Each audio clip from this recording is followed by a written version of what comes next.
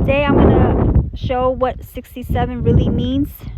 You can see with this picture where I'm going with it. The 67 circles can fit in a regular hexagon. Pythagoreans were especially drawn to the geometric mysteries contained within the hexagonal shape of the honeycomb, which represented all that was perfect and reflected the underlying symmetry of the cosmos. Of special interest was the numerical value of a six-sided shape with a 60-degree angles. This represented number 6 as a special number of the goddess in her aspect as the dual triple goddess. The sacred nature of the honeycomb and its relationship with the goddess explains why a golden honeycomb was put on display as her representation in Aphrodite's temple at Urks.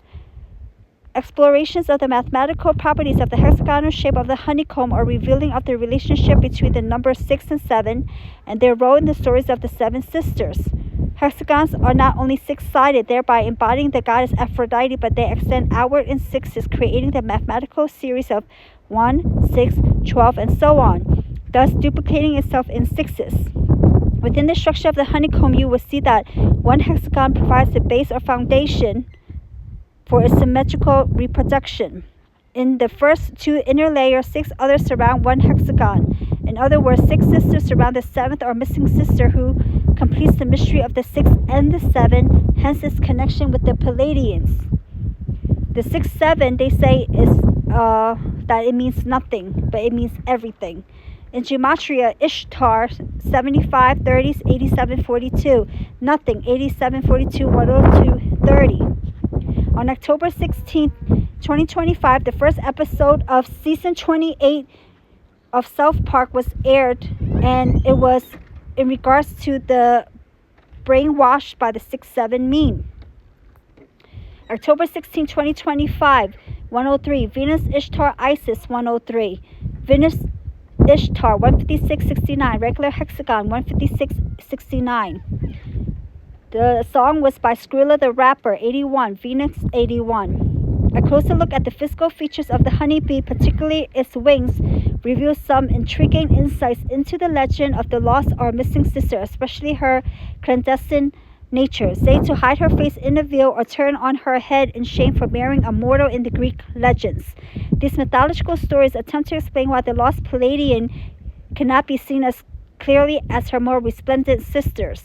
Their association with honeybees is also interesting because bees are scientifically classified as Hymenoptera, or veiled-winged. This regards the hymen or veil that covered the inner shrine of the goddess temple, and the officiating nymph, high priestess who bore the title of hymen, rules over marriage rituals and the honeymoon, says Walker. The word hymen is of Greek origin, which means veil or membrane, and was sometimes used to refer to the covering of the womb, the temple of the female body. Thus, the bride who lifts her veil to receive her bridegroom's kiss still symbolically enacts the rending of the veil in a first sexual intercourse.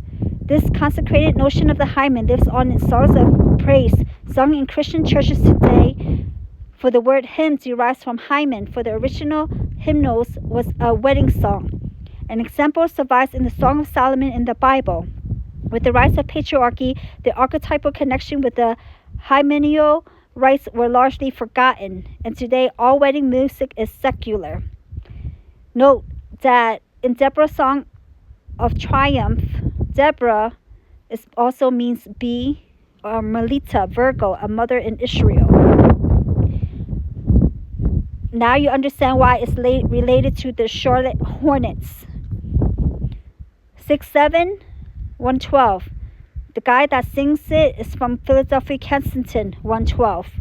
Charlotte Hornets, 231. It was towards the Generation Alpha or Gen Z, 231. Hymenoptera, 140.59. Jamel Edwards, 140.59. Dude 6-7 by Skrilla, 140. Veiled Wing, 6561. Philadelphia, 6561. His real name, Jamel Edwards, born in Kensington.